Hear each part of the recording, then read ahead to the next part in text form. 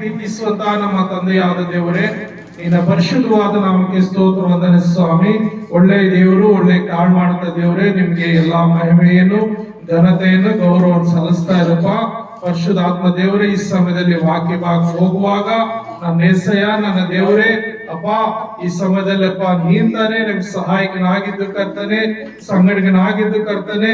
ನೀನು ವಾಕ್ಯವನ್ನು ಮಾತನಾಡುವಾಗ ನಾವೆಲ್ಲರೂ ನಿನ್ನ ವಾಕ್ಯಕ್ಕೂ ವಿಧೇಯರಾಗಿ ವಾಕ್ಯದ ಪ್ರಕಾರ ನಾವು ಜೀವಿಸುವಂತೆ ದೇವರೇ ನೀನ್ ತಾನೇ ಸಹಾಯ ಮಾಡಿ ಆಶೀರ್ವದಿಸಬೇಕೆಂದು ಯೇಸು ನಾಮದಲ್ಲಿ ಪ್ರಾರ್ಥಿಸುತ್ತೇನೆ ತಂದೆಯೇ, ಆಮೇನ್ ಆಮೇನ್.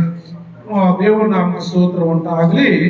ಇಲ್ಲಿ ಮಾರ್ಕನ ಬರೆದ ಸುವಾರ್ತೆ 10ನೇ ಅಧ್ಯಾಯ 46ನೇ ವಚನದಿಂದ 52ನೇ ವಚನ ತನಕ ಒಬ್ಬ ಹುಟ್ಟು ಕುರುಡನ ಬಗ್ಗೆ ಆ ಒಂದು ಯೇಸು ಸ್ವಾಮಿ ಅದ್ಭುತ ಮಾಡಿದಂತ ನಾವು ಕಾಣ್ತೀವಿ. 46ನೇ ಅಧ್ಯಾಯದಲ್ಲಿ ನಾವು ನೋಡುವಾಗ ಓದುವಂತವ್ರು ಗಟ್ಟಿ ಆಗೋದ್ರಿ, ರೆಕಾರ್ಡ್ ಆಗುತ್ತೆ.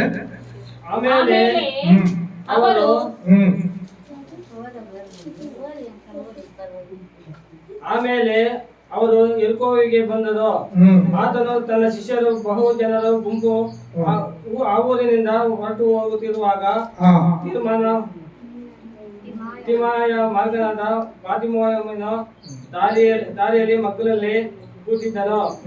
ಅವನು ಕುರುಡ ಭಿಕ್ಷಗಾರನು. ಆ ಮಾರ್ಗವಾಗಿ ಹೋಗುವನು. ನಜರೇತಿನ ಯೇಸು ಎಂದು ಅವನು ಕೇಳಿ, ದಾವೀದ ಕುಮಾರನೇ, ಯೇಸುವೇ ನನ್ನನ್ನು ಕರುಣಿಸು ಎಂದು ಕೂಗಿಕೊಳ್ಳುತ್ತಾ ಕೊಡುವುದಕ್ಕೆ ಪ್ರಾರಂಭಿಸಿದನು. ಅನೇಕರು ಸುಮ್ಮನಿರುವರು ಎಂದು ಅವರನ್ನು ಗದರಿಸಿ ಅವನನ್ನು, ದಾವೀದ ಕುಮಾರನೇ, ನನ್ನನ್ನು ಕರುಣಿಸು ಎಂದು ಮತ್ತಷ್ಟು ಕೂಗಿಕೊಂಡನು. ಸಾಕು. ನಾವು ಇಲ್ಲಿ ನೋಡುತ್ತೇವೆ, ಯೇಸು ಸ್ವಾಮಿ ಲೋಕದಲ್ಲಿ ಮನುಷ್ಯನಾಗಿ ಬಂದಾಗ 12 ಜನ ಶಿಷ್ಯರನ್ನು ಮಾಡಿಕೊಂಡಿದ್ದನು ಮತ್ತು ಎಲ್ಲಾ ಪ್ರಾಂತ್ಯಗಳಿಗೆ ಹೋಗಿ ಸುವಾರ್ತೆ ಸಾರ್ತಾ ಇದ್ದ. ರೋಗದಲ್ಲಿರುವಂತವ್ರನ್ನ ಬಿಡುಗಡೆ ಕೊಡ್ತಾ ಇದ್ದ, ಸತ್ತವ್ರನ್ನ ಎಬ್ಬಿಸ್ತಾ ಇದ್ದ, ದೆವ್ವಗಳನ್ನು ಬಿಡಿಸ್ತಾ ಇದ್ದ, ಅನೇಕ ಕಾರ್ಯಗಳು ಮಾಡ್ತಾ ಇದ್ದ. ಹಾಗೆ ಆತನು ಇನ್ನೂ ಮುಂದೆ ಪ್ರಯಾಣ ಮಾಡ್ಬೇಕಂತೇಳಿ ಎರಿಕೋ ಎಂಬ ಒಂದು ಊರು ಮುಂದೆ ಪ್ರಯಾಣ ಮಾಡ್ತಾ ಇರ್ತಾನೆ. ಆ ಎರಿಕೋ ಎಂಬ ಊರತ್ರ ಅಲ್ಲಿ ಏನಾಗುತ್ತಂದ್ರೆ ಒಂದು ಸರ್ಕಲ್ ಟೈಪ್ ಇರುತ್ತೆ. ಆ ಸರ್ಕಲ್ ಹತ್ರ ಒಬ್ಬ ಭಾರತೀಯ ಮಾಯನ ಮಗನಾದ ತಿಮಾಯನ ಮಗನಾದ ಭಾರತೀಯ ಮಾಯನ ಎಂಬುದಾಗಿ ಅಲ್ಲಿ ತಂದೆ ಮಗನ ಹೆಸರು ಕೂಡ ಕೊಟ್ಟಿದ್ದಾರೆ. ಹಾಗೆ ನೋಡುವಾಗ ಅವನು ದಾರಿ ಮಗ್ಗಲಲ್ಲಿ ಯಾವಾಗಲೂ ಕೂತ್ಕೊಳ್ತಾ ಇದ್ದ ಬಂದು. ಅವನು ಒಬ್ಬ ಕುರುಡ, ಹುಟ್ಟು ಕುರುಡ. ಆ ಹುಟ್ಟು ಕುರುಡ ಯಾರೋ ಬಂದು ಕರ್ಕೊಂಡು ಬಂದು ಅಲ್ಲಿ ಕೂರಿಸ್ತಾ ಇದ್ರು. ಒಂದು ಸರ್ಕಲ್ ಅಲ್ಲಿ ಹೋಗುವವರಂತೂ ಬರೋರ ಹತ್ರ ಏನ್ ಮಾಡ್ತಾ ಇದ್ದ, ಅವ್ನು ಭಿಕ್ಷೆ ಬೇಡ್ತಾ ಇದ್ದ. ಅಂತ ಸಂದರ್ಭದಲ್ಲಿ ಯೇಸು ಸ್ವಾಮಿ ವಿಷಯ ಆತನ ತಿಳ್ಕೊಂಡಿದ್ದ. ಯೇಸು ಸ್ವಾಮಿ ಹತ್ರ ಹೋಗುವಂತವ್ರಿಗೆ ಎಂತ ರೋಗ ಆದ್ರು, ಎಂತ ಕಷ್ಟ ಬಂದ್ರು, ಎಂತ ದುರಾತ್ಮಗಳು ಸೇರ್ಕೊಂಡ್ರು ಅವೆಲ್ಲ ಆತನ ಬಿಡಿಸ್ತಾನೆ, ಸತ್ತವನು ಕೂಡ ಎಬ್ಬಿಸ್ತಾನೆ ಅಂತೇಳಿ ಯೇಸು ಸ್ವಾಮಿ ಬಗ್ಗೆ ಈ ಕುರುಡ ತಿಳ್ಕೊಂಡಿದ್ದ. ಆದ್ರೆ ಯೇಸು ಸ್ವಾಮಿ ಹತ್ರ ಕರ್ಕೊಂಡವ್ರು ಯಾರು ಇರ್ಲಿಲ್ಲ. ಆಗ್ಲಿ, ನಂದು ಒಂದು ಸಮಯ ಬಂದ್ರೆ ದೇವ್ರು ನಾನು ಇರೋ ಕಡೆನೂ ಬರ್ಬೋದೇನೋ ಅಂತ ಒಂದು ನಿರೀಕ್ಷೆಯಿಂದ ಯಾವಾಗ್ಲೂ ಆ ಒಂದು ಸರ್ಕಲ್ ಅಲ್ಲಿ ಆತನ ಕುತ್ಕೊಂಡಿರ್ತಾ ಇದ್ದ. ಅಂತ ಸಂದರ್ಭದಲ್ಲಿ ಅದೇ ದಾರಿಯಲ್ಲಿ ಏನಾಗುತ್ತಂದ್ರೆ, ಸೈಲೆಂಟ್ ಮಾಡಿ, ಅದೇ ಸಮಯದಲ್ಲಿ ಏನಾಗುತ್ತಂದ್ರೆ ಯೇಸು ಸ್ವಾಮಿ ಮತ್ತು ಶಿಷ್ಯರು ಮತ್ತು ಇನ್ನು ಅನೇಕ ಜನರು ಯೇಸು ಸ್ವಾಮಿ ಎಲ್ಲಿ ಪ್ರಯಾಣ ಮಾಡ್ತಾ ಇದ್ರು ಕೂಡ ಕೆಲವರು ಏನು ಅದ್ಭುತಗಳು ಮಾಡ್ತಾನೆ, ಯಾರ್ಯಾರಿಗೆ ಎಂತೆಂತ ಕಾಯಿಲೆ ವಾಸಿ ಮಾಡ್ತಾನೆ ಹೋಗ್ತಾ ಇದ್ರು. ಕೆಲವರು ಯೇಸು ಸ್ವಾಮಿ 5 ರೊಟ್ಟಿ 2 ಮೀನನ್ನ 5,000 ಪುರುಷರು, ಒಂದು 10,000 ಸ್ತ್ರೀಯರು, ಒಂದು 10,000 ಮಕ್ಕಳು, ಈ ರೀತಿ ಹೆಚ್ಚು ಕಡಿಮೆ ಒಂದು 20-25,000 ಜನಕ್ಕೆ 5 ರೊಟ್ಟಿ 2 ಮೀನನ್ನ ಪ್ರಾರ್ಥನೆ ಮಾಡಿ ಹಂಚಿಕೊಟ್ಟಿರ್ತಾರೆ. ಕೆಲವರು ಊಟಕ್ಕಿಲ್ಲದಂತ ಊಟಕ್ಕಾಗಿ ಆತನ ಜೊತೆಲಿ ಹೋಗ್ತಾ ಇದ್ರು. ಈ ರೀತಿ ಒಬ್ಬೊಬ್ರು ಒಂದೊಂದು ರೀತಿ ಜನರು ಇರ್ತಾ ಇದ್ರು. ಆ ಜನರು ಏನ್ ಮಾಡ್ತಾ ಇದ್ರು ಅಂದ್ರೆ, ಅಲ್ಲಿ ಏನಾಗುತ್ತಂದ್ರೆ ಪ್ರಿಯರೇ, ಆ ಜನರು ಅಲ್ಲಿ ಹೋಗಿ ಆ ಯೇಸು ಸ್ವಾಮಿ ಹಿಂದೆ ಹೋಗ್ತಾ ಇದ್ರು. ಯೇಸು ಸ್ವಾಮಿ ಹಿಂದೆ ಹೋಗುವಂತ ಸಂದರ್ಭದಲ್ಲಿ ಈ ಅಲ್ಲಿ ಇವಾಗ ಯಾಕೆ ಗಲಾಟೆ ಆಗ್ತಾ ಇದೋ ಹಾಗೆ ಗಲಾಟೆ ಆಗ್ತಾ ಇದೆ. ಆ ಪಾಪ ಕುರುಡನ ಅಲ್ಲಿ ಕುತ್ಕೊಂಡಿದ್ದಾನೆ.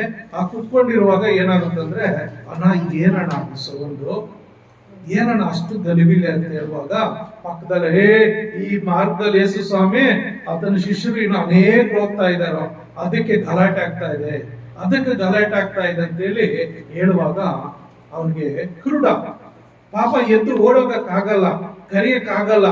ಎಲ್ಲಿ ಕುತ್ಕೊಂಡಿರ್ತಾನೋ ಅಲ್ಲಿಂದಾನೆ ಯೇಸು ಸ್ವಾಮಿನ ಕೂಗಕ್ಕೆ ಸ್ಟಾರ್ಟ್ ಮಾಡ್ತಾರೆ. ಏನಂತ ಕೂಗ್ತಾರೆ ಅಂದ್ರೆ, ನಜರೇತಿನ ಯೇಸುವೇ, ದಾವೀದ ಕುಮಾರನೇ, ನನ್ನನ್ನು ಕರುಣಿಸು ಅಂತ ಕೂಗೋಕ್ ಏನು ಸ್ಟಾರ್ಟ್ ಮಾಡ್ತಾರೆ. ನಜರೇತಿನ ಯೇಸುವೇ, ದಾವೀದ ಕುಮಾರನೇ, ಯೇಸುವೇ ನನ್ನನ್ನು ಕರುಣಿಸಪ್ಪ ಅಂತ ಕೂಗಕ್ ಸ್ಟಾರ್ಟ್ ಮಾಡ್ತಾನೆ.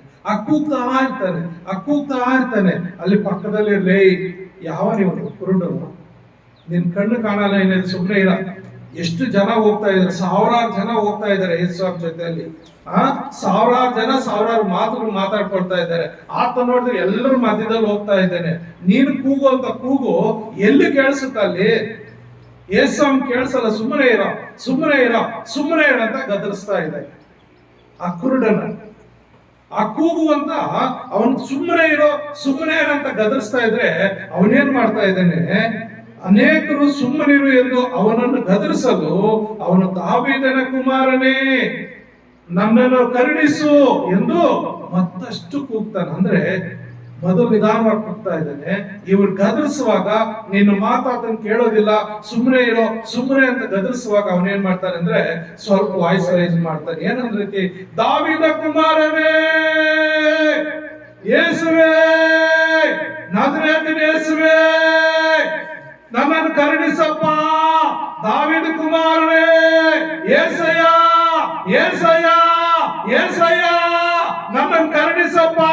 ಈ ಕುರುಡನ ಶಬ್ದವನ್ನು ಕೇಳಪ್ಪ, ಏಸಪ್ಪ ಈ ಕುರುಡನ ಶಬ್ದವನ್ನು ಕೇಳಪ್ಪ ಅಂತ ಏನ್ ಮಾಡ್ತಾನೆ, ಜೋರಾಗಿ ಕೂಗಕ್ಕೆ ಸ್ಟಾರ್ಟ್ ಮಾಡ್ತಾನೆ. ಈ ಪಕ್ಕದಲ್ಲಿರೋರು, ಇವ್ನು ಯಾವನ ಬುದ್ಧಿ ಇರೋದವನು, ಸುಮ್ಮನೆ ಏನಂದ್ರೆ ಆತನ ಕೇಳಲ್ಲ ಅಂತ ಹೇಳ್ತಾ ಇದ್ರೆ, ನೀನ್ ಗಟ್ಟಿಯಾಗಿ ಕೂಗ್ತಾನೆ ಇದೆಯಲ್ಲ, ನಿನ್ಗೇನು ಬುದ್ಧಿ ಇದೆಯಾ? ಸಾವಿರಾರು ಜನ ಹೋಗ್ತಾ ಇದಾರೆ, ಸಾವಿರಾರು ಮಾತುಗಳು ಹೇಳ್ತಾ ಇದಾರೆ, ಅವರು ಮಧ್ಯದಲ್ಲಿ ಯೇಸು ಸ್ವಾಮಿ ಇದ್ದಾನೆ, ಅವ್ನು ಕೇಳಿಸಲ್ಲ ಅಂದ್ರೆ ನೀನು ಸುಮ್ಮನೆ ಗಲಾಟೆ ಮಾಡ್ತಾ ಇದ್ದಾನೆ ಅಂತೇಳಿ ಇವ್ರು ಗದರಿಸ್ತಾ ಇದ್ರೆ ಆತನ ಇವ್ರಿಗೆ ಮಾತು ಕಿವಿ ಕೊಡ್ತಾ ಇಲ್ಲ. ಏನ್ ಮಾಡ್ತಾ ಇದ್ದೇನೆ, ಇನ್ನೂ ಜೋರಾಗಿ ಯೇಸುವನ್ನ ಕೂಗ್ತಾ ಇದ್ದಾನೆ.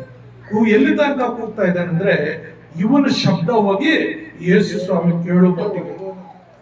ಪ್ರಿಯರೇ, ಯೇಸು ಸ್ವಾಮಿ ಕೇಳುವ ಮಟ್ಟಿಗೆ ಆತನ ಏನ್ ಮಾಡ್ತಾನಂದ್ರೆ ಅವನು ಕೂಗ್ತಾನೆ. ಅಲ್ಲಿ ನಾವು ನೋಡುವಾಗ ಕೀರ್ತನೆಗಳಲ್ಲಿ ಒಂದು ಮಾತಿದೆ. ಕೀರ್ತನೆಗಳಲ್ಲಿ 70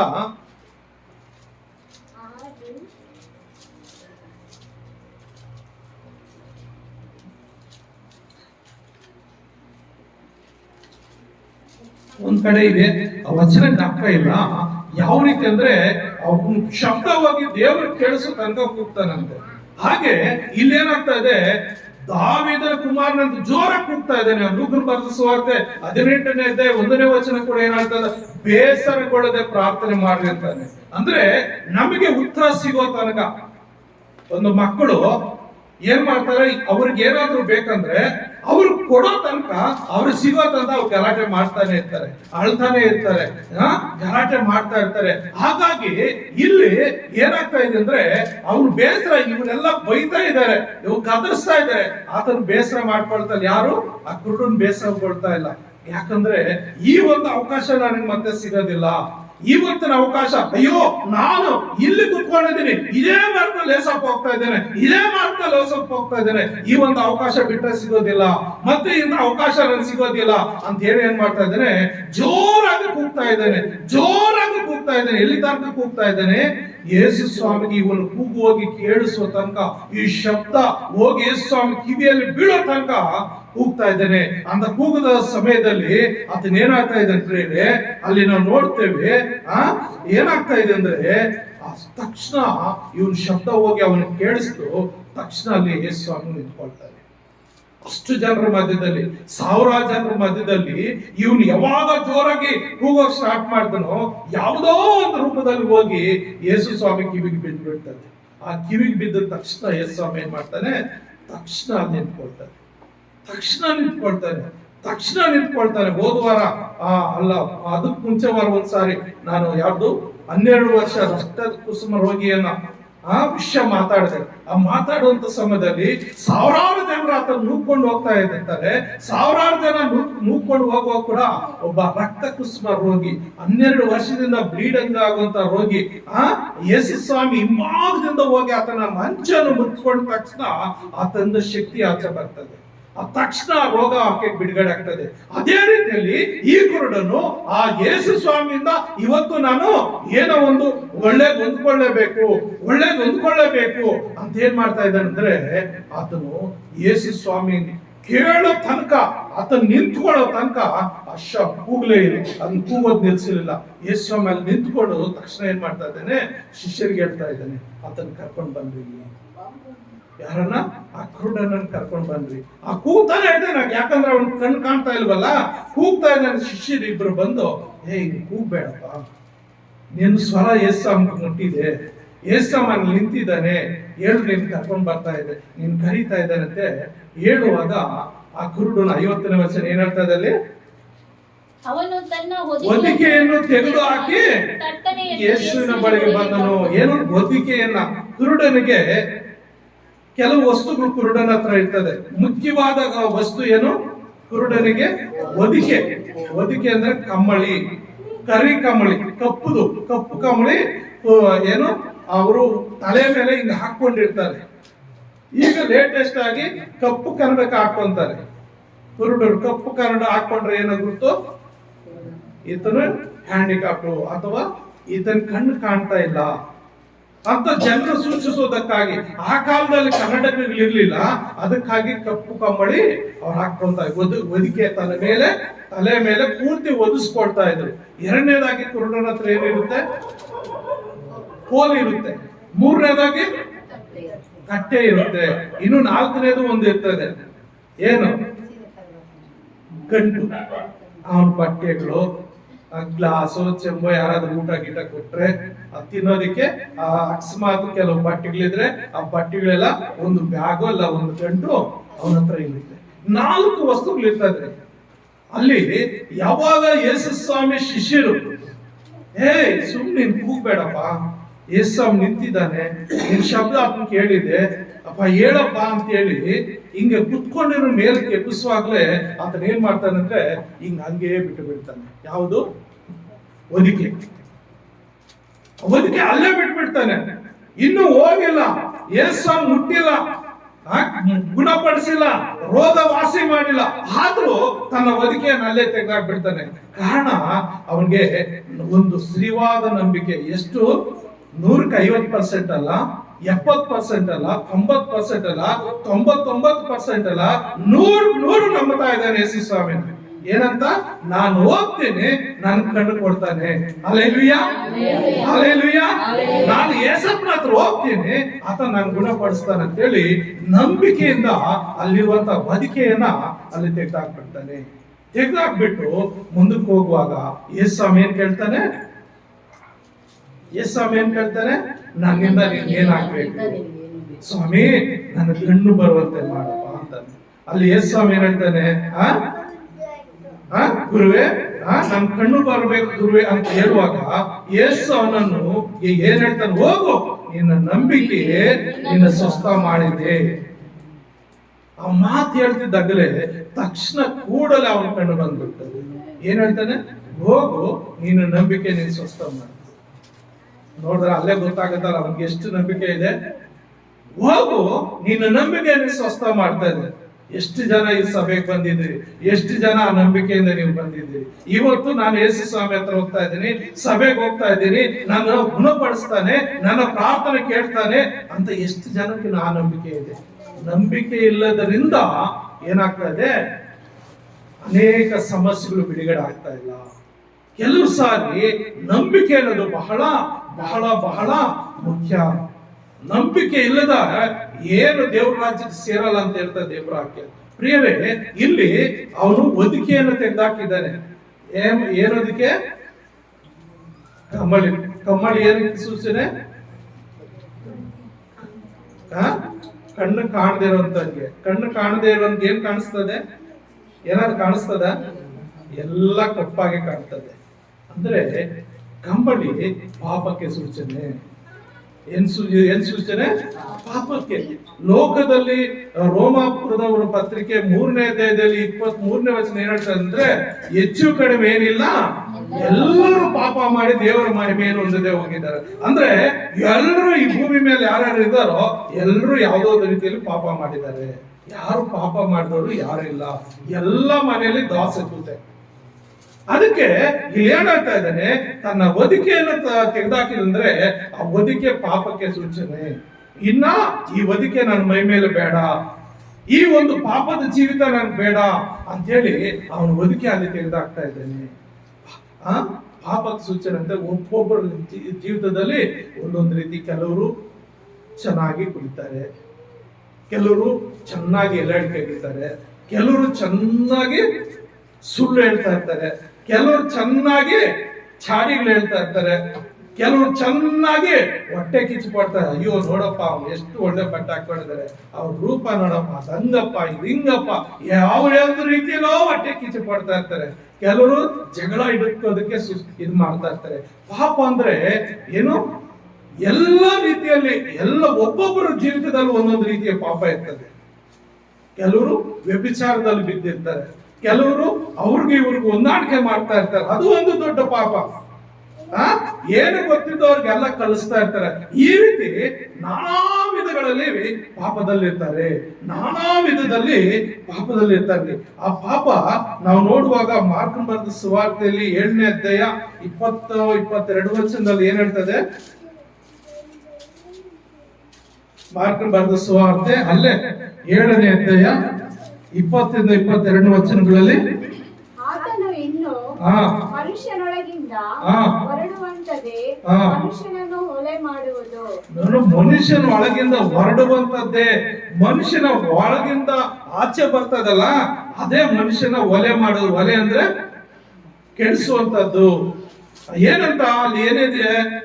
ಒಳಗಿನಿಂದ ಅಂದರೆ ಮನುಷ್ಯನ ಮನಸ್ಸಿನೊಳಗಿಂದ ಸೂಳೆಗಾರಿಕೆ, ಕಳ್ಳತನ, ಕೊಲೆ, ಆದರ ದ್ರವ್ಯಾಶೆ, ಕೆಡುಕುತನ, ಮೋಸ, ಬಂಡತನ, ಹೊಟ್ಟೆ ಕಿಚ್ಚು, ಬೈಗಳು, ಸೊಕ್ಕು, ಬುದ್ಧಿಗೇಡಿತನ, ಇವೇ ಮೊದಲಾದ ಕೆಟ್ಟ ಆಲೋಚನೆ ಹೊರಡುತ್ತವೆ. ನೋಡ್ರಿ ಎಷ್ಟು ಪಾಪಗಳಿದೆ ಒಬ್ಬ ಮನುಷ್ಯನಲ್ಲಿ. ಇನ್ನೂ ಹೆಚ್ಚು ಕಡಿಮೆ ಈ ಬೈಬಲ್ ಅಲ್ಲಿ ಲೆಕ್ಕ ಹಾಕಿದ್ರೆ ಒಂದು 70-80 ಪಾಪಗಳಿದೆ. ಅಷ್ಟು ರೀತಿಯ ಮನುಷ್ಯನಲ್ಲಿ ಕೆಟ್ಟ ಕೆಟ್ಟ ಆಲೋಚನೆ, ಕೆಟ್ಟ ಕೆಟ್ಟ. ಇಲ್ಲಿ ಏನ್ ಹೇಳ್ತಾ ಇದ್ದೇನೆ? ಮೊದಲನೇದಾಗಿ ಏನ್ ಹೇಳ್ತಾ ಇದ್ದೇನೆ? ಸೂಳೆಗಾರಿಕೆ ಬರ್ತದಂತೆ.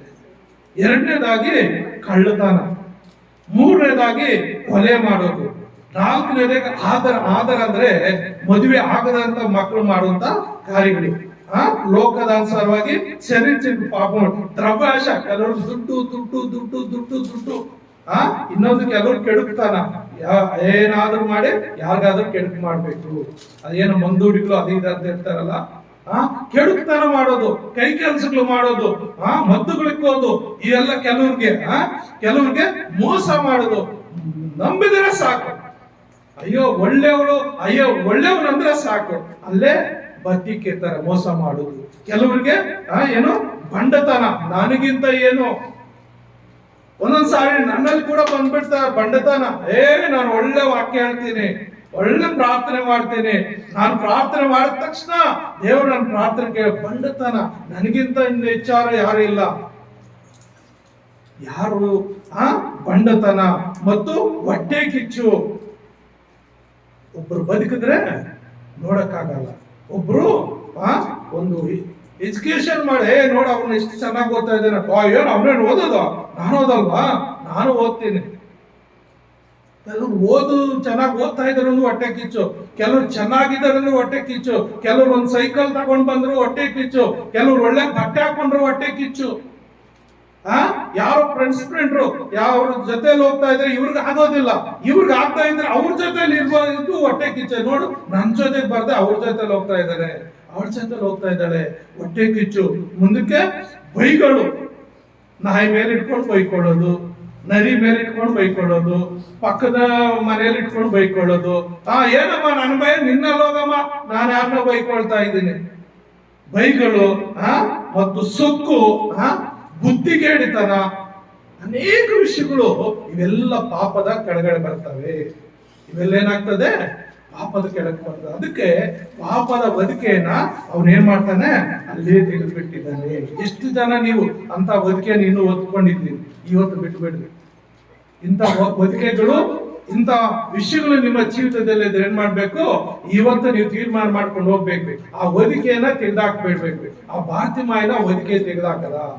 ಮತ್ತೆ ಅವನ ಕೈಯಲ್ಲಿ ಇನ್ನೇನು ಇರ್ತದೆ? ಎರಡನೇದಾಗಿ ತಟ್ಟೆ. ಏನಕ್ಕೆ? ಭಿಕ್ಷೆ ಬೇಡೋದಕ್ಕೆ. ಭಿಕ್ಷೆ ಬೇಡೋದಕ್ಕೆ ನಾವು ನೋಡ್ತೀವಿ 2 ವರ್ಷಗಳಲ್ಲಿ 5ನೇ ಅಧ್ಯಾಯ 26ನೇ ವಚನದಲ್ಲಿ ಒಂದು ಮಾತಿದೆ. 2 ವರ್ಷಗಳು 5ನೇ ಅಧ್ಯಾಯ 26ನೇ ವಚನ ಏನಿದೆ?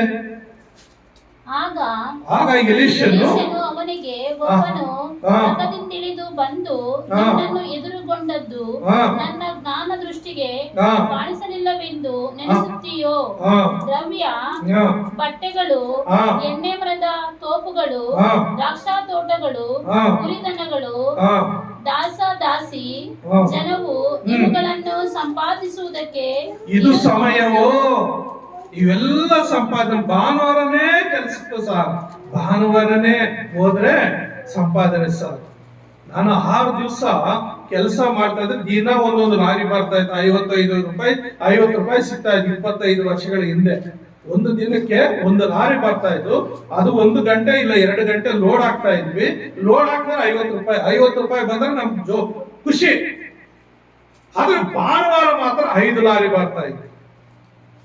ಅವತ್ತು ಬೇರೆ ಆಫೀಸ್ಗಳೆಲ್ಲ ರಜಾ, ಈ ಕಡೆ ಬಂದ್ಬಿಡ್ತಾ ಇದ್ರು. ಆ ಭಾನುವಾರ 1 ದಿವಸ ಕೆಲಸ ಮಾಡಿದ್ರೆ 250 ರೂಪಾಯಿ, ಅಂದ್ರೆ 5 ದಿವಸ ಕೆಲಸ ಒಂದೇ ದಿವಸ ಬಂದ್ಬಿಡ್ತಾ ಇತ್ತು. 5 ದಿವಸ 5 ಗಾಡಿನೂ ನಾವು ಹಾಕಿದ್ರೆ 5 ಅವರ್ 6 ಅವರ್ ಅಷ್ಟೇ ಲೋಡ್ ಮಾಡ್ತಾ ಇದ್ವಿ. 5 ದಿವಸ ಕೆಲಸ ಒಂದೇ ದಿವಸ ಬರ್ತಾ ಇತ್ತು. ನನ್ಗೆ ನಮ್ಮ ಪಾಸ್ಟ್ ಹೇಳ್ಬಿಟ್ಟಿದೆ, ಏನಂತ?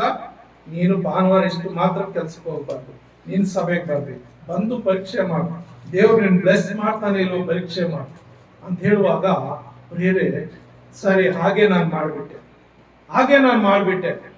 ಒಂದ್ಸಾರಿ ಒಬ್ರು ಬೈದು ಬಿಟ್ಟ. ಪಾಪ 5 ಜನ ಇರ್ತಾ ಇದ್ವಿ ಲೋಡ್ ಹಾಕೋದಕ್ಕೆ, ಇಲ್ಲ 6 ಜನ ಇರ್ತಾ ಇದ್ವಿ. 6 ಜನ ಇದ್ರು 50 ಬರ್ತಾ ಇದ್ವಿ.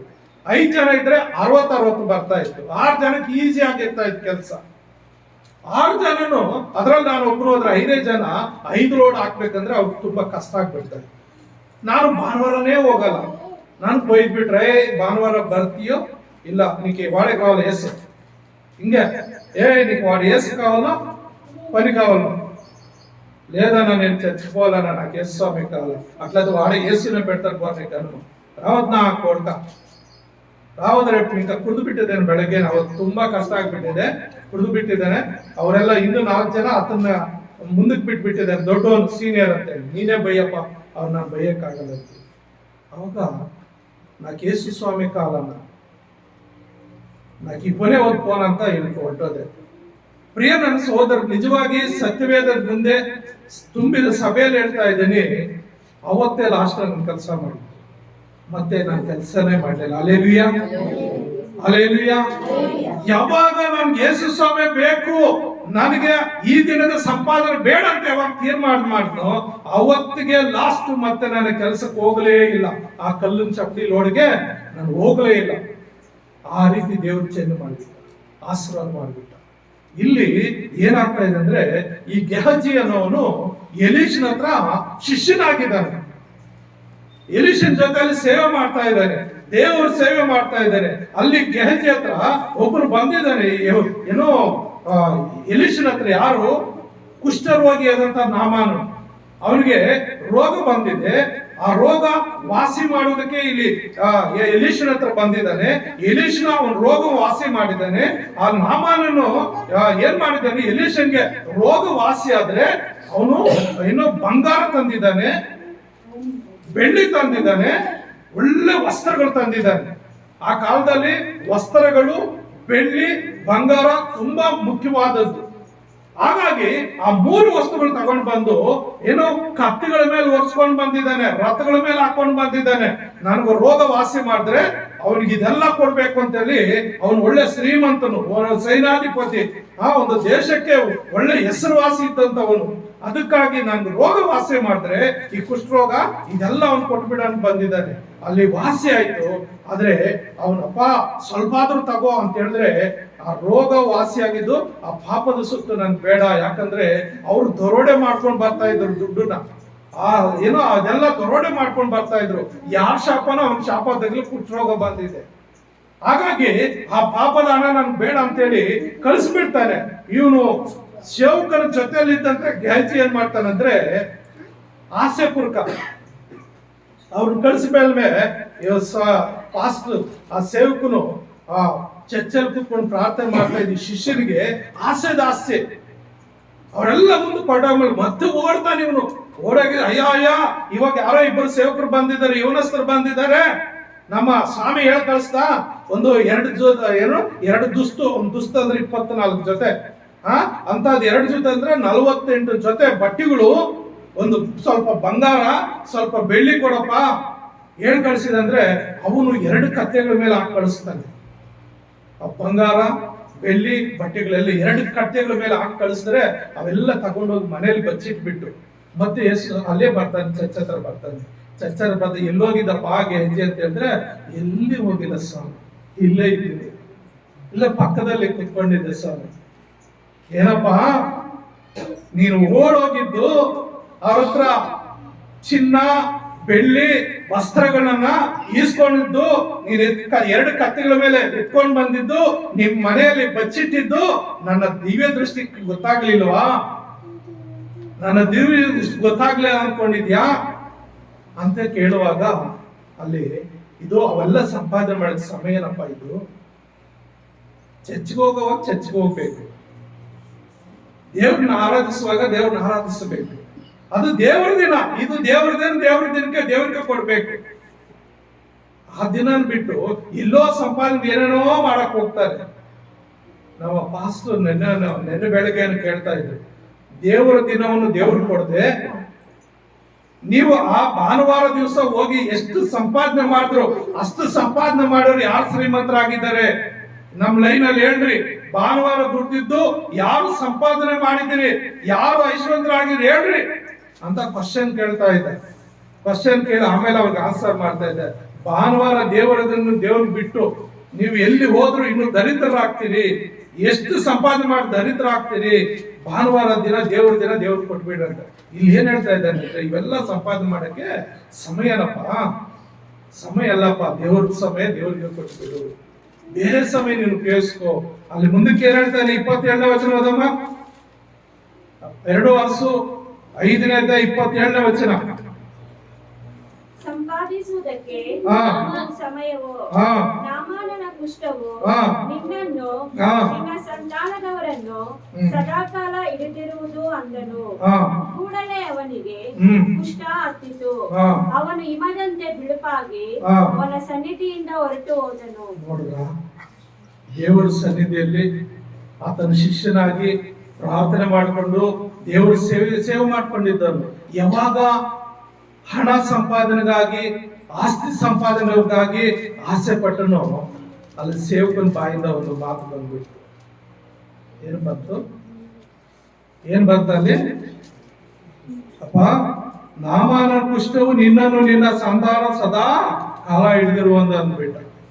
ನೀನು ಆಸೆ ಪಡ್ತೀಯ, ದೇವರು ಇದುವರೆಗೂ ಸಾಕಿದ್ನಲ್ಲ, ಇದುವರೆಗೂ ಕಾಪಾಡಿದೇನಲ್ಲ, ನಿನ್ ಬಡತನದಲ್ಲಿ ನೀನ್ ಕೈ ಬಿಡದೆ ನಡೆಸ್ತಾ ಇದ್ದೇನಲ್ಲ, ಇವತ್ತೇನೋ ಅಕ್ರಮವಾಗಿ ಸಿಗ್ತಾ ಇದೆ ಅಂತ ಹೇಳಿ ಆಸೆ ಪಟ್ಟು ಹೋಗಿದ್ಯಾ?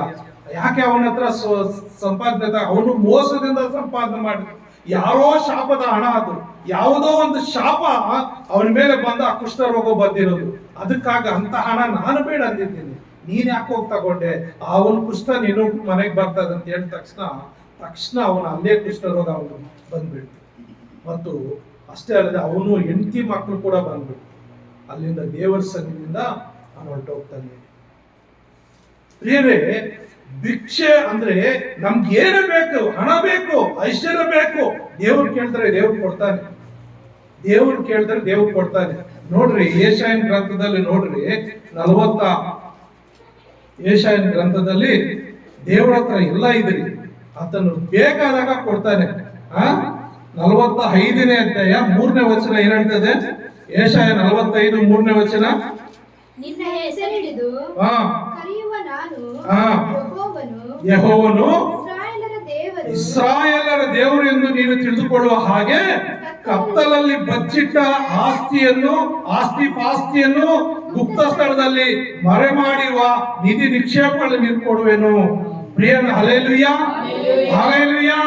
ಪ್ರಿಯರೇ, ಯೇಸು ಸ್ವಾಮಿ ನಿಮ್ಮನ್ನ ಕರೆದಿರುವುದಾದರೆ ನಿಮ್ಮನ್ನ ಅನಾಥರಾಗಿ ಬಿಡೋದಿಲ್ಲ. ನಿನಗೆ ಯಾವ ಸಮಯದಲ್ಲಿ ಎಷ್ಟು ಹಣ ಬೇಕೋ, ಯಾವ ಸಮಯದಲ್ಲಿ ನಿನ್ಗೆ ಏನೇನು ಅಗತ್ಯ ಬೇಕೋ ಆತನ ಕೊಡ್ತಾನೆ. ಆತನ ಎಲ್ಲಿ ಬಚ್ಚಿಟ್ಟಿದ್ದಾನೆ? ಕತ್ತಲಲ್ಲಿ ಬಚ್ಚಿಟ್ಟಿದ್ದಾನೆ ಆಸ್ತಿ ಪಾಸ್ತಿಗಳನ್ನ. ಗುಪ್ತ ಸ್ಥಳದಲ್ಲಿ, ನಿನ್ ಗೊತ್ತಿಲ್ಲದ ಸ್ಥಳದಲ್ಲಿ ನಿಧಿ ನಿಕ್ಷೇಪಗಳ ಮಡಗಿಟ್ಟಿದ್ದಾನೆ. ನಿನಗೆ ಯಾವಾಗ ಬೇಕೋ ಅವಾಗ ಆತನ ಕೊಡ್ತಾನೆ. ಈ ಸರ್ವವನ್ನು ಸೃಷ್ಟಿಸಿದ ದೇವರಿಗೆ ಎಲ್ಲ ಇದೆ. ಹಾಗಾಗಿ ನಾವೇನ್ ಮಾಡ್ಬೇಕು? ಅವನು ಈ ತಟ್ಟೆ, ಈ ಭಿಕ್ಷೆ ಬೇಡದು ನನ್ಗಿನ್ನು ಬೇಡ. ಅಕ್ರೂಢನ್ ಏನ್ ಮಾಡ್ತಾನೆ? ಈ ಭಿಕ್ಷೆ ಬೇಡದು ನನ್ ಬೇಡ, ನಾನು ಯೇಸು ಸ್ವಾಮಿ ಹತ್ರ ಹೋಗ್ತೀನಿ, ಯೇಸು ಸ್ವಾಮಿ ನನಗೆ ಕೊಡ್ತಾನೆ. ಇನ್ನು ನಾನು ಭಿಕ್ಷೆ ಬೇಡಂತ ಅವಕಾಶ ನನಗೆ ಸಿಗೋದಿಲ್ಲ. ಭಿಕ್ಷೆ ಬೇಡಂತ ಆ ಕರ್ಮ ಇನ್ನು ನನಗೆ ಬರೋದಿಲ್ಲ. ಯಾಕಂದ್ರೆ ಯೇಸು ಸ್ವಾಮಿ ನನ್ ಕಣ್ಣು ಕೊಡ್ತಾನೆ, ನಾನು ಸಂಪಾದನೆ ಮಾಡ್ಕೊಳ್ತೀನಿ ಅಂತೇಳಿ ಆ ತಟ್ಟೆಯನ್ನು ಅಲ್ಲೇ ಬಿಟ್ಬಿಡ್ತಾನೆ. 3ನೇದಾಗಿ ಕೋಲು ಏನ್ ಮಾಡ್ತದೆ? ಕೋಲ್ ಏನಾಗಿದೆ?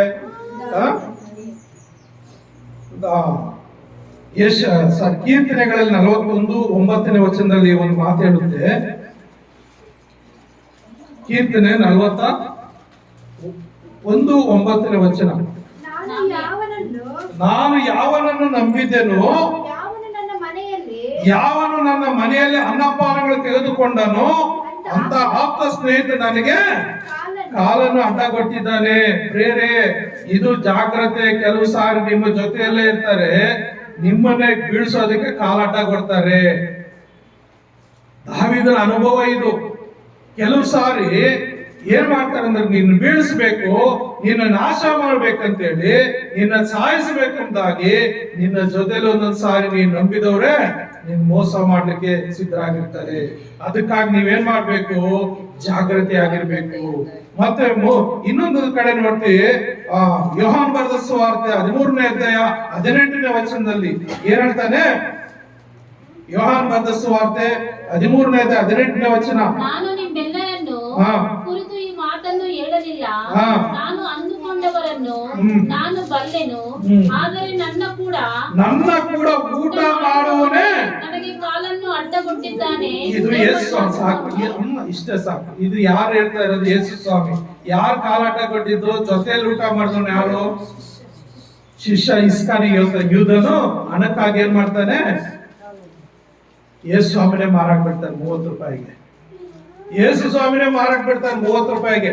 ನಾನು ಹಿಡ್ಕೊಡ್ತೀನಿ ಅವನ್ನ ಅಂತೇಳಿ 30 ರೂಪಾಯಿ 30 ಬೆಳ್ಳಿ ನಾಣ್ಯ ಮಾರಾಕ್ ಬಿಡ್ತಾನೆ.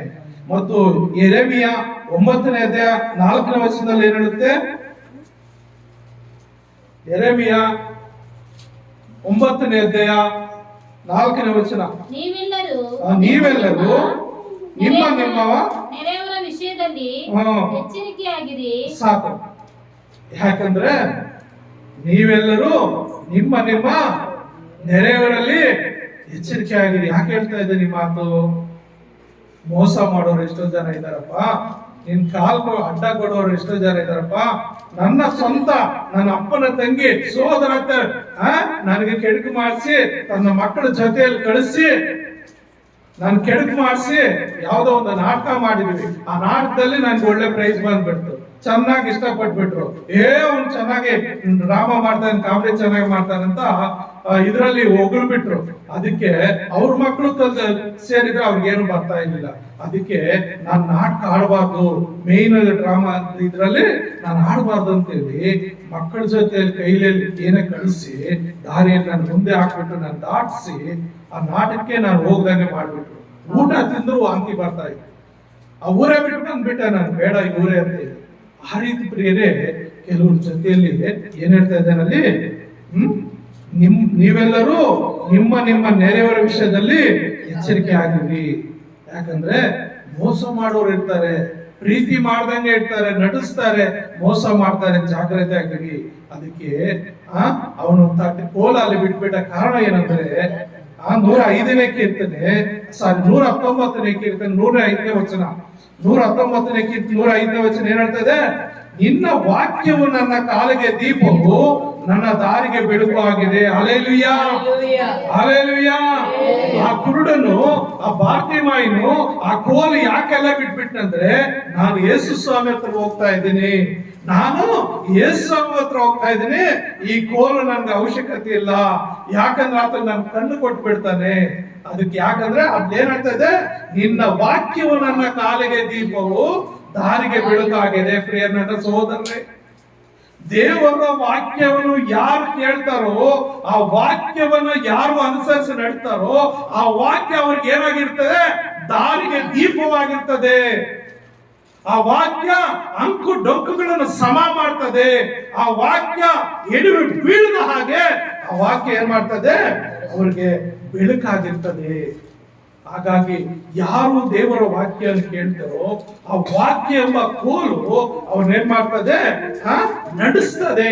ಅದಕ್ಕೆ ಈ ಕೋಲು ನನ್ಗೆ ಅಗತ್ಯ ಇಲ್ಲಪ್ಪ, ಈ ಕೋಲು ನನ್ಗೆ ಬೇಕಾಗಿಲ್ಲಪ್ಪ, ಈ ಏಸಪ್ಪ ನೀರೇ ನನಗೆ ಎಲ್ಲವಾಗಿದ್ಯಾ, ನಿನ್ನ ವಾಕ್ಯ ನನಗೆ ದಾರಿಗೆ ದೀಪವಾಗಿದೆ, ನಿನ್ನ ವಾಕ್ಯ ನನಗೆ ದಾರಿಗೆ ಬೆಳಕಾಗಿದೆ, ಈ ಕೋಲು ಅಗತ್ಯ ಇಲ್ಲ ಅಂತ ಹೇಳಿ ಅವನಲ್ಲೇ ಬಿಟ್ಬಿಡ್ತಾನೆ. 4ನೇದಾಗಿ ಏನಿರುತ್ತೆ? ಗಂಟು ಮೂಟೆ. ಗಂಟು ಮೂಟೆ ಅನೇಕರಲ್ಲಿ ಇದೆ. ಈ ಗಂಟು ಮೂಟೆ ಏನಂತ ನೋಡೋಣ. ಆ 1 ಯೋಹಾನ 2ನೇ ಅಧ್ಯಾಯ 16-17ನೇ ವಚನದಲ್ಲಿ, ಲೋಕದಲ್ಲಿರುವ ಶರೀರದಾಸೆ 1, ಕಣ್ಣಿನಾಶೆ 2, ಬದುಕು ಬಾಳಿನ ಡಂಬ 3. ನೋಡ್ರಿ, ಎಲ್ಲರಿಗೂ ಇದೆಯಲ್ಲ ಇದು. ಏನಂತ? ಲೋಕದಲ್ಲಿರುವ ಶರೀರದಾಸೆ. ಶರೀರ ಏನೇನೋ ಕೇಳ್ತದೆ. ಹೆಣ್ಣು ಮಕ್ಕಳಿಗಾದ್ರೆ ಇನ್ನೂ ಅದ್ಯಾರೋ ಮೊನ್ನೆ ಅದ್ಯಾವ್ದೋ ಒಂದು ಸ್ಪೀಚ್ ಹೇಳಿದ್ರು.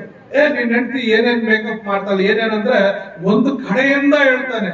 ಆ ಕಣ್ಣಿಗಂತೆ, ಈ ಕಣ್ಣಿಗೆ ಉಪ್ಪು ಕೆಳಗೆ ಹಾಕೋದಂತೆ, ಮೇಲ್ ಹಾಕೋದಂತೆ, ಮತ್ತೆ ಏನು ಕಟ್ ಮಾಡೋದಂತೆ, ಆ ಬಣ್ಣಗಳು ಒಂದು ಎಷ್ಟೋ ಹಾಕೊಳ್ತಾರಂತೆ, ಒಂದ್ರ ಮೇಲೆ ಒಂದು ಅಂದ್ರೆ ಏನೇನೋ ಅಗತ್ಯಗಳು, ಬಟ್ಟೆಗಳು. ಕೆಲವು ಹೆಣ್ಣು ಮಕ್ಕಳಾದ್ರೆ ಕರಡಿ ಮುಂದೆ ಹೋಗ್ಬಿಟ್ರೆ ಏನ್ ಮಾಡ್ತಾರೆ? ಬಟ್ಟೆ ದಂಡ್ಯಾಗಿ ತಗೊಂಡಿರ್ತಾರೆ. ಈ ಬಟ್ಟೆ ಹಾಕೊಳ್ಳ, ಈ ಬಟ್ಟೆ ಹಾಕೊಳ್ಳ, ಈ ಬಟ್ಟೆ ಹಾಕೊಳ್ಳ, ಬೇಕಾದ್ರೆ ಬಿಚ್ಚಿ ಹಾಕ್ತಾ ಇರ್ತಾರೆ. ಬಿಚ್ಚಿ ಯಾವ್ದು ಸರಿ ಇಲ್ಲ, ಇದು ಹಾಕೊಳ್ಳೋಣ, ಮೇಕಪ್. ಈ ರೀತಿ ಶರೀರದ ಆಸೆ, ಒಬ್ಬೊಬ್ರಿಗೊಂದೊಂದು ರೀತಿಯ ಶರೀರದ ಆಸೆ. ಕೆಲವ್ರಿಗೆ ಆ ಶರೀರದಲ್ಲಿ ಇನ್ನೂ ಬೇರೆ ಬೇರೆ ಕೋರಿಕೆಗಳು ಹುಡ್ತಾ ಇರ್ತದೆ. ಮತ್ತು 2ನೇದಾಗಿ ಕಣ್ಣಿನ ಆಸೆ. ಕಣ್ಣಿಗೆ ಏನು ಕಾಣ್ತದೆ ಎಲ್ಲ ಬೇಕನ್ಸ್ತದೆ. ಕಣ್ಣಿಗೆ ಈ ಲೋಕದಲ್ಲಿ ಏನೇನು ಕಾಣ್ತದೋ ಎಲ್ಲ ಬೇಕನ್ಸ್ತದೆ. ಮತ್ತು ಬದುಕು ಬಾಳಿನ ಡಂಬ. ಅಂದ್ರೆ ಎಷ್ಟು ಕೊಟ್ರು ದೇವರು ಇನ್ನು ಬೇಕು ಬೇಕು ಬೇಕು ಬೇಕು ಬೇಕು. ಎಷ್ಟು ಕೊಟ್ರು ದೇವರು ಇನ್ನೂ ಬೇಕು, ಇನ್ನೂ ಬೇಕು, ಇನ್ನೂ ಬೇಕು, ಇನ್ನೂ ಬೇಕು. ಈ ಬದುಕು ಬಾಳಿನ ಡಂಬ. ತಿನ್ನೋದಿಷ್ಟು ಅನ್ನ, ಇಷ್ಟು ಅನ್ನ ಇಲ್ಲ, ಇಷ್ಟು ಬಿರಿಯಾನಿ. ನೋಡ್ರಿ, ಕೆಲವು ಕಡೆ ಮದುವೆಗೆ ಹೋದಾಗ, ಯಾವ ಫಂಕ್ಷನ್ಗಳಿಗೆ ಹೋಗೋಗ ನೋಡ್ರಿ, ಇಷ್ಟಿಷ್ಟು ತಿಂತಾರೆ, ಇಷ್ಟಿಷ್ಟು ಹಾಕೊಂಡಿರ್ತಾರೆ. ಅವರು ತಿನ್ನಲ್ಲ, ಇನ್ನೊಬ್ರಿಗೆ ತಿನ್ನೋಕ್ಕೂ ಬಿಡಲ್ಲ. ಎಲ್ಲ ವೇಸ್ಟ್ ಮುಸ್ರೆಗಳು ಹಾಕಿ ತಿಪ್ಪೆಗಳಲ್ಲಿ, ಕಸದ ಬಟ್ಟಿಗಳಲ್ಲಿ ಹಾಕ್ಬಿಡ್ತಾರೆ. ದುಂದು ಉತಣ ಮಾಡ್ತಾರೆ. ನಾನೇನು ಅವ್ರಿಗಿಂತ ಕಮ್ಮಿ. ಆ ವೇಸ್ಟ್ ಖರ್ಚು ಮಾಡೋದಕ್ಕಿಂತ ಯಾರಿಗಾದ್ರೂ ಬಡಬಗ್ಗರಿಗೆ ಒಂದೊತ್ತು ಊಟ ಇಲ್ಲದೆ ಎಷ್ಟೋ ಜನರು ಇದ್ದಾರೆ. ದಿನಕ್ಕೆ ಒಂದೊತ್ತು ಊಟ ಇಲ್ಲದೆ ಲಕ್ಷಾಂತರ ಜನ ಮಲಗ್ತಾ ಇದ್ದಾರೆ. ದಿನಕ್ಕೆ 2 ಹೊತ್ತು ಊಟ ಇಲ್ಲದೆ ಲಕ್ಷಾಂತರ ಜನ ಮಲಗ್ತಾ ಇದ್ದಾರೆ. ಒಂದೇ ಹೊತ್ತು ಊಟ ತಿಂದು ಕೆಲವರು ಲಕ್ಷಾಂತರ ಜನರು ಬದುಕ್ತಾ ಇದ್ದಾರೆ. 3 ಹೊತ್ತು ಊಟ ಇಲ್ಲದೆ ಕೂಡ ಲಕ್ಷಾಂತರ ಜನ ಊಟ ಇಲ್ಲದೆ ಹಸ್ಕೊಂಡು ಸಾಯ್ತಾ ಇದ್ದಾರೆ. ಹಾಗಾಗಿ ಈ ಬದುಕು ಬಾಳೆನ ಡಂಬ ಬಿಟ್ಟು ಸಾಧ್ಯವಾದ 5-10 ಯಾರಿಗೋಗಿ ಸಹಾಯ ಮಾಡಿ. ನಾನು ತಿಂಗಳಿಗೊಂದ್ಸಾರಿ ಒಬ್ರು ಪುನರ್ಜನ್ಮ ಅಂತ ಒಂದು ಆಶ್ರಮ ಫೋನ್ ಮಾಡ್ತಾರೆ. ಒಂದೊಂದು ತಿಂಗಳು ನನಗೆ ಇರೋದು, ನಿಜ ಹೇಳ್ತೀನಿ. ಆದ್ರೂ ನಾನು ಅಡ್ಜಸ್ಟ್ ಮಾಡ್ಕೊಂಡು 1 ತಿಂಗಳು ಇಲ್ದಿದ್ರು ಇನ್ನೊಂದು ತಿಂಗಳು ಒಂದು 500 ರೂಪಾಯಿ ಜಾಸ್ತಿ ಅಂತ ನಾನು ಬೇಕಾದ್ರೆ ನನ್ನ ಮೊಬೈಲ್ ತೆಗೆದು ನೋಡಿ ನಾನು ಫೋನ್ ಪೇ ಮಾಡ್ಬಿಡ್ತೀನಿ. ಯಾಕಂದ್ರೆ ಅಲ್ಲೆಲ್ಲ ಅನಾಥ ಮಕ್ಕಳು ಸರ್, ಎಜುಕೇಶನ್ ಮಾಡಿಸ್ತಾ ಇದ್ದೀವಿ ಸರ್, ಅನಾಥ ಮಕ್ಕಳು ಸರ್, 15 ಜನ ಮಕ್ಕಳಿದ್ದಾರೆ ಸರ್, ಅವ್ರ ಊಟಕ್ಕೂ ಬಟ್ಟೆಗೂ ಎಜುಕೇಶನ್ ಮಾಡಕ್ಕೆ ಕಷ್ಟ ಆಗ್ತಾ ಇದೆ ಸರ್, ನಿಮ್ಮ ಪ್ರೀತಿ ಎಷ್ಟಿದ್ರೆ ಅಷ್ಟು ಕೊಡಿ ಸರ್. ಸರ್ ಆಯ್ತಮ್ಮ, ನನ್ನ ಕೈಲಿ ಯಾವಾಗಿದ್ರೆ ಮಾಡ್ತೀನಿ, ಸಹಾಯ ಮಾಡ್ತೀನಿ. ಪ್ರತಿ ತಿಂಗಳು ಮಾಡೋಕ್ಕಾಗಲ್ಲ, ಯಾಕಂದ್ರೆ ನನಗೆ ಯಾವ್ದು ಸಂಬಳ ಇಲ್ಲ, ನನ್ಗೊಂದು 1000 ರೂಪಾಯಿ ಯಾವ ಸಂಬಳ ಕೊಡೋದಿಲ್ಲ. ಸಭೆ ಏನಿದೆಯೋ, ಸಭೆ ಏನ್ ಕಾಣಿಕೆ ಕೊಡ್ತದೋ ಅದ್ರ ಮೇಲೆ ಡಿಪೆಂಡ್ ಆಗಿ ತಿಳಿಸ್ತಾ ಇದೆ. ಹಾಗಾಗಿ ಪ್ರಿಯರೇ, ಏನಾಗುತ್ತಂದ್ರೆ ಇದೆಲ್ಲ ವೇಸ್ಟ್, ಎಷ್ಟಿದ್ರು ಎಲ್ಲ ವೇಸ್ಟ್. ಶರೀರದ ಆಸೆ, ಕಣ್ಣಿನ ಆಸೆ, ಬದುಕಿನ ಬಾಳಿನ ಡಬ್ಬ, ಇವೆಲ್ಲ ವೇಸ್ಟ್. ಅದಕ್ಕೆ ಆ ಕುರುಡಿನ ಏನ್ ಮಾಡ್ದ, ಆ ಗಂಟು ಕೂಡ ಅಲ್ಲೇ ಬಿಟ್ಟು, ಈ ಗಂಟು ನನಗೆ ಬೇಕಾಗಿಲ್ಲ, ಇದನ್ನ ಯಾವಾಗ್ಲೂ ಹೊತ್ಕೊಂಡು ಹೋಗೋ ಅವಶ್ಯಕತೆ ನನಗಿಲ್ಲ. ಯಾಕಂದ್ರೆ ನನ್ನನ್ನ ಯೇಸು ಸ್ವಾಮಿ ಕರೀತಾ ಇದ್ದೇನೆ, ನಾನು ಯೇಸು ಸ್ವಾಮಿ ಹತ್ರ ಹೋಗ್ತಾ ಇದ್ದೀನಿ, ಯೇಸು ಸ್ವಾಮಿ ನನ್ನನ್ನ ಗುಣಪಡಿಸ್ತಾನೆ, ನನಗೆ ಕಣ್ಣು ಕೊಟ್ಟು ಬಿಡ್ತಾನೆ ಅಂತೇಳಿ ನಂಬಿಕೆಯಿಂದ ಹೋಗ್ತಾನೆ. ಯೇಸು ಸ್ವಾಮಿ ಕೇಳ್ತಾನೆ, ನನ್ನಿಂದ ಏನಾಗ್ಬೇಕಪ್ಪ ನಿನಗೆ, ಅಷ್ಟು ಜೋರಾಗಿ ಕೂಗ್ತಾ ಇದೆಯಲ್ಲ ಅಂದ್ರೆ, ಸ್ವಾಮಿ ನನಗೆ ಆಸ್ತಿ ಪಾಸ್ತಿ ಬೆಳ್ಳಿ ಬಂಗಾರ ಯಾವುದು ಬೇಡ ಸ್ವಾಮಿ, ನನ್ ಕಣ್ಣು ಒಂದು ಕೊಟ್ರೆ ಸಾಕು, ನಾನು ದುಡ್ಕೊಂಡು ತಿಂತೀನಿ. ಆ ತಕ್ಷಣ ಯೇಸು ಸ್ವಾಮಿ ಅವ್ರ ನಂಬಿಕೆ ನೋಡಿ, ಅಪ್ಪ ನಿನ್ನ ನಂಬಿಕೆ ತುಂಬಾ ದೊಡ್ಡದಪ್ಪ, ಆ ನಂಬಿಕೆಯಲ್ಲಿ ನಾ ಬಟ್ಟೆ ಬಿಟ್ಬಿಟ್ಟೆ, ಆ ಕೋಲ್ ಬಿಟ್ಬಿಟ್ಟೆ, ಆ ತಟ್ಟೆ ಬಿಟ್ಬಿಟ್ಟೆ, ಆ ಗಂಟು ಬಿಟ್ಟು ಎಲ್ಲ ಬಿಟ್ಟು ಬಂದಿದ್ಯಪ್ಪ, ಆ ನಂಬಿಕೆ ನಿನ್ನ ಸ್ವಸ್ಥ ಮಾಡ್ತು ಅಂತ ಒಂದು ಮಾತಾಡ್ತಾರೆ. ಆ ಹೇಳಿದ ತಕ್ಷಣ ಆ ಕಣ್ಣು ಹಂಗೆ ಬಂದ್ಬಿಡ್ತಾರೆ. ಅಲ್ಲೇಲುಯ್ಯ, ತಕ್ಷಣನೇ ಆ ಕಣ್ಣು ಬಂದ್ಬಿಡ್ತಾರೆ. ದೇವರ ಬಾಯಿಯಿಂದ ಬರುವಂತ ಒಂದೊಂದು ಮಾತು ಮನುಷ್ಯನ ಬದುಕಿಸ್ತದೆ, ಮನುಷ್ಯನ ಜೀವ ಕೊಡ್ತದೆ, ಸಾಯುವಂತವ್ರನ್ನ ಎಬ್ಬಿಸಿ ನಿಲ್ಲಿಸ್ತದೆ. ಅವ್ರಿಗೆ ಏನಾಗ್ತಾನೆ, ನಾನೇ ನಿನ್ನ ಆಶ್ರಯ, ನಾನೇ ನಿನ್ನ ಆಧಾರ, ನಾನೇ ನಿನ್ನ ತಂದೆ, ನಾನೇ ನಿನ್ನ ತಾಯಿ, ನಾನೇ ನಿನ್ನ ಸ್ನೇಹಿತರು ಅಂತ ಹೇಳ್ತಾನೆ. ಹಾಗಾಗಿ ಯಾರು ಯೇಸು ಸ್ವಾಮಿನ ಇಟ್ಕೊಳ್ತಾರೋ, ಯಾರು ಯೇಸು ಸ್ವಾಮಿ ಮಾರ್ಗದಲ್ಲಿ ನಡಿಲಿಕ್ಕೆ ಸಿದ್ಧರಾಗ್ತಾರೋ, ಯಾರು ಯೇಸು ಏನೋ ಆ ಹುಟ್ಟು ಕುರುಡನಾಗಿರುವಂತ ಭಾರತೀಮಾಯನು ಯಾವ ರೀತಿ ಯೇಸು ಸ್ವಾಮಿ ತನ್ನ ಶಬ್ದವನ್ನು ಕೇಳಿಸ್ಕೊಳ್ಳೋ ತನಕ ಅವನು ಬಿಡದೆ ಕೂಗ್ತಾನೋ, ಅದೇ ರೀತಿಯಲ್ಲಿ ನೀವು ಬೇಸರಗೊಳ್ಳದೆ ಪ್ರಾರ್ಥನೆ ಮಾಡಿದ್ರೆ ಖಂಡಿತ ನಿಮ್ಮ ಪ್ರಾರ್ಥನೆ ಆತನ ಕೇಳ್ತಾನೆ, ಖಂಡಿತ ನಿಮ್ಮನ್ನ ಆತನ ನೋಡ್ತಾನ್ರಿ, ನಿಮ್ಮ ಪ್ರಾರ್ಥನೆಗೆ ಉತ್ತರ ಕೊಡ್ತಾನ್ರಿ. ಖಂಡಿತ ಆತನು ತಕ್ಷಣ ನಿಮ್ಗೆ ಏನ್ ಮಾಡ್ತಾನೆ, ಉತ್ತರ ಕೊಟ್ಟೇ ಕೊಡ್ತಾನ್ರಿ. ಅದಕ್ಕಾಗಿ ನೀವೇನ್ ಮಾಡ್ಬೇಕು, ಯೇಸು ಸ್ವಾಮಿನ ಕರಿಬೇಕು, ಯೇಸು ಸ್ವಾಮಿ ಹತ್ರ ಪ್ರಾರ್ಥಿಸಬೇಕು. ನೀವು ಪ್ರಾರ್ಥನೆ ಮಾಡೋದಾದ್ರೆ ನೋಡ್ರಿ, 18ನೇ ಕೀರ್ತನೆ ಈಗ ಜ್ಞಾಪಕ ಬರ್ತಾ ಇದೆ. 18ನೇ ಕೀರ್ತನೆ 6ನೇ ವಚನ, 18ನೇ ಕೀರ್ತನೆ 6ನೇ ವಚನ ಏನ್ ಹೇಳ್ತಾ ಇದೆ, ಅಂತ ಕಷ್ಟದಲ್ಲಿ ನಾನು ಯೆಹೋವನಿಗೆ ಮೊರೆಯಿಟ್ಟನು, ನನ್ನ ದೇವರನ್ನು ಪ್ರಾರ್ಥಿಸಿದನು, ಆತನು ತನ್ನ ಮಂದಿರದಲ್ಲಿ ನನ್ನ ಶಬ್ದವನ್ನು ಕೇಳಿದನು, ನನ್ನ ಕೂಗು ಆತನ ಸನ್ನಿಧಿಗೆ ಸೇರಿ ಕೇಳಿಸಿತು. ಹಲ್ಲೆಲೂಯಾ. ನಿನ್ನ ಕೂಗು ದೇವರ ಸನ್ನಿಧಿಗೆ ಹೋಗಿ ಕೇಳಿಸ್ತರೆ, ಖಂಡಿತ ನಿನ್ಗೆ ಉತ್ತರ ಸಿಕ್ಕೇ ಸಿಗುತ್ತೆ. ಹಲ್ಲೆಲೂಯಾ. ಆ ಕ್ಷಣವೇ ನಿನಗೆ ಬಿಡುಗಡೆ, ಆ ಕ್ಷಣವೇ ನಿನ್ ಸ್ವಸ್ಥತೆ. ಅಲ್ಲಿ ತನಕ ನೀನೇನ್ ಮಾಡ್ಬೇಕು, ಬೇಸರಗೊಳ್ಳದೆ 10 ವರ್ಷಕ್ಕೆ ಕೊಡ್ತಾನ ಚಿಂತೆ ಇಲ್ಲ, 15 ವರ್ಷಕ್ಕೆ ಬಿಡುಗಡೆ ಕೊಡ್ತಾನ ಚಿಂತೆ ಇಲ್ಲ, 25 ವರ್ಷಕ್ಕೆ ಬಿಡುಗಡೆ ಚಿಂತೆ ಇಲ್ಲ. ಅಬ್ರಹಾಮನ ಕರೆದು 25 ವರ್ಷಗಳಿಗೆ ಮುಪ್ಪಿನ ಕಾಲದಲ್ಲಿ 100ನೇ ವಯಸ್ಸಿನಲ್ಲಿ ಮಗನ ಕೊಡ್ತಾನ್ರಿ. ಅವನು ನಂಬಿಕೆಯನ್ನು ಬಿಡ್ಲಿಲ್ಲ. ಅಬ್ರಹಾಮನು ನಂಬಿಕೆ ಬಿಡ್ಲಿಲ್ಲ. 100ನೇ ವಯಸ್ಸಲ್ಲಿ 99 ವಯಸ್ಸಲ್ಲಿ ಮಾತಾಡ್ತಾನೆ. ಏನಂತ, ಅಬ್ರಹಾಮನೇ ಮುಂದಿನ ವರ್ಷ ಬರೋಷ್ರೊಳಗಾಗಿ ನಿನ್ ಮಗನ್ ಇರ್ತಾನೆ ಅಂತ ಹೇಳುವಾಗ ಹೌದಾ ಸ್ವಾಮಿ, ಓಕೆ ಸರ್. ಮುಂದಿನ ವರ್ಷ ಬರೋಷ್ರೊಳಗಾಗಿ ಆ ಅಮ್ಮ 89 ವರ್ಷ, ಸಾರಮ್ಮ ಎಷ್ಟು 89 ವರ್ಷ. ಹೆಂಗಿರ್ತಾಳ? ನನ್ನಾಗಿರ್ತಾಳಲ್ಲ, ಹೆಂಗಿರ್ತಾಳ ಆ ವಯಸ್ಸಿಗೆ ಅಲ್ಲ, ನನ್ನಾಗಿ ದಪ್ಪದಾಗಿ ಆ ವಯಸ್ಸಲ್ಲಿ ಚೆನ್ನಾಗಿರ್ತಾಳ. 89 ವರ್ಷ ಸಾರಮ್ಮ ಒಣಗೋಗಿರ್ತಾಳ್ರಿ ಮುದುಕಿ. 50 ವರ್ಷಕ್ಕೆ ಇವಾಗ 40 ವರ್ಷಕ್ಕೆ ಮುದುಕಿಗೆ ಆಗೋಗ್ತಾ ಇದ್ದಾರೆ. 50 ವರ್ಷಕ್ಕೆ ಮುದುಕಿಗೆ ಆಗೋಗ್ತಾ 60 ವರ್ಷಕ್ಕೆ ಊರ್ ಪಿಲಿಸ್ತಾ ಅಂದ್ರೆ ಅಡೆ ರಮ್ಮಂಟ ಅಂತಾರೆ. ಆದ್ರೆ 89 ವರ್ಷದಲ್ಲ ಅವ್ನು ನಗ್ತಾಳೆ, ನನ್ ಚರ್ಮೆಲ್ಲ ಒಣಗೋಗಿದೆ, ನನ್ನ ಮೈ ಮೇಲೆ ಏನಿಲ್ಲ, ಬರೀ ಮೂಳೆಗಳು ಚರ್ಮ ಇದೆ. ಇವಾಗ ನಾನು ಗರ್ಭವತಿ ಆಗ್ತೀನ, ಈಗ ನನ್ನ ಮಗನ್ ಇರ್ತೀನ, ನಾನು ಹಾಲು ಕುಡಿಸ್ತೀನ ಅಂತ ನಗ್ತಾಳೆ. ಇಲ್ಲಮ್ಮ, ನೀನು ನಗಬೇಡಮ್ಮ, ದೇವರಿಗೆ ಅಸಾಧ್ಯವಾದ ಯಾವಾಗಿಲ್ಲ. ದೇವ್ರ ಬಾಯಿಂದ ಮಾತು ಬಂದ್ರೆ ಅದು ನೆರವೇರ್ತದ ಅಂತ ಹೇಳುವಾಗ ಮತ್ತೆ ಮುಂದಿನ ವರ್ಷ ಅದೇ ದಿವಸದಲ್ಲಿ ಆ ದೇವ್ರು ಏನ್ ಹೇಳಿದ್ರು ಅದ್ರ ಪ್ರಕಾರಕ್ಕೆ ಗರ್ಭವತಿ ಆದಳು, ಮಗನ ನೆತ್ತಳು, ಹಾಲು ಕುಡಿಸಿದಳು, ಬೆಳೆಸಿದಳು. ಅವನ ವಾರಸತ್ವ ಯಾರು? ಇಸಾಕ. ಆ ಇಸಾಕನ ಹೊಟ್ಟೆಯಲ್ಲಿ ಯಾಕೋಬ ಏಸಾವ್ ಹುಡ್ತಾನೆ. ಯಾಕೋಬನ ವಂಶದಲ್ಲಿ 12 ಜನ ಮಕ್ಕಳು ಹುಡ್ತಾರೆ. ಆ ಅಬ್ರಾಹಮನ ಸಂತಾನ ಯಾರ್ಯಾರು ಯೇಸು ಕ್ರಿಸ್ತನ ಮಕ್ಕಳಾಗಿ ಜೀವಿಸ್ತಾ ಇದ್ದಾರೋ ಅವರೆಲ್ಲ ಆ ವಾರಸತ್ವಕ್ಕೆ ಬರ್ತೀವಿ. ಯಾಕಂದ್ರೆ ಯೇಸು ಕ್ರಿಸ್ತನು ಎಲ್ಲರ ಪಾಪ ನಿವಾರಣೆ ತನ್ನ ರಕ್ತವನ್ನು ಸುರಿಸಿದ್ದಾನೆ.